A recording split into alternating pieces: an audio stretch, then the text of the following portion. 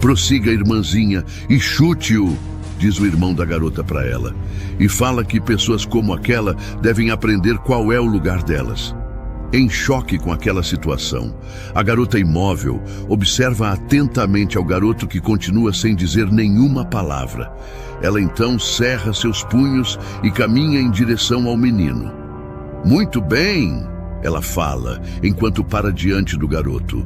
Só vou fingir que te chutei, ok? Então caia quando eu o fizer, entendeu? Cochicha ela para o menino, que no mesmo instante esboça um sentimento de surpresa. Ela se prepara e então lhe dá um chute. Seu pedaço de merda!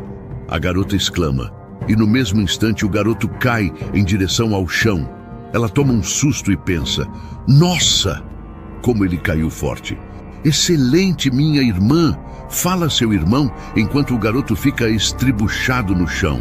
E gabando-se, ele fala para a garota que nada como alguém com experiência de primeira para ensiná-la.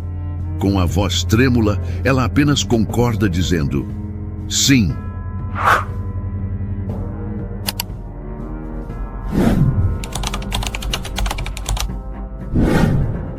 Etienne Barenhart, segundo filho mais velho do Duque Barenhart do Império Urzeka.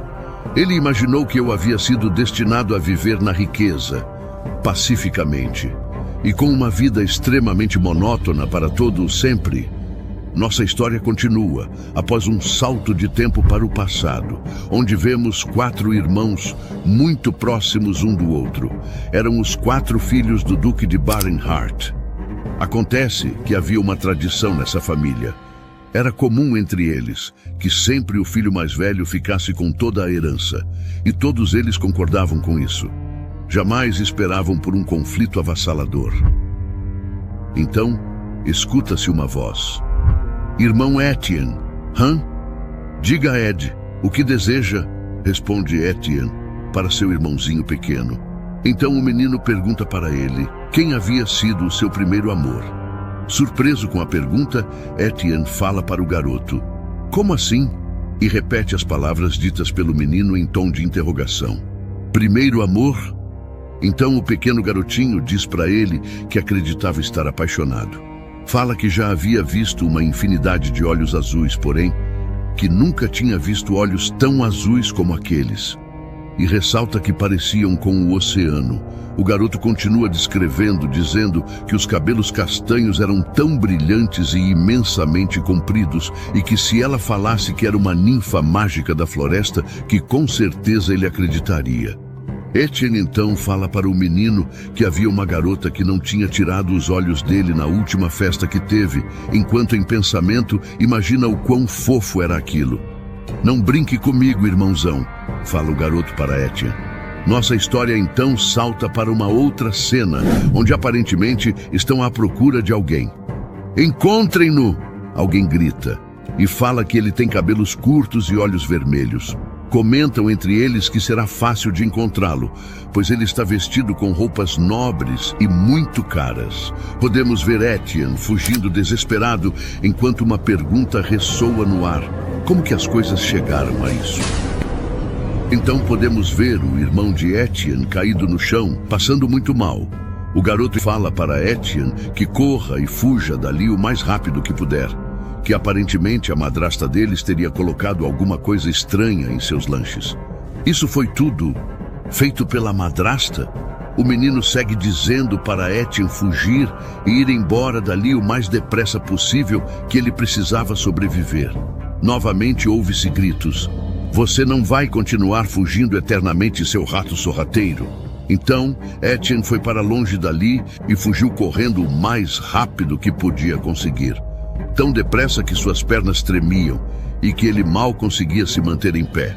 Porém, quanto mais ele corria e fugia para longe, mais ele ouvia uma voz o acusando de ser um tremendo covarde que abandonou toda a sua família e os deixou para trás. Ele correu tanto, mais tanto, que chegou aos confins da terra. Após perceber que havia conseguido escapar do perigo, Etienne avistou um navio enorme, que aparentemente estaria se dirigindo para o Império Caspian.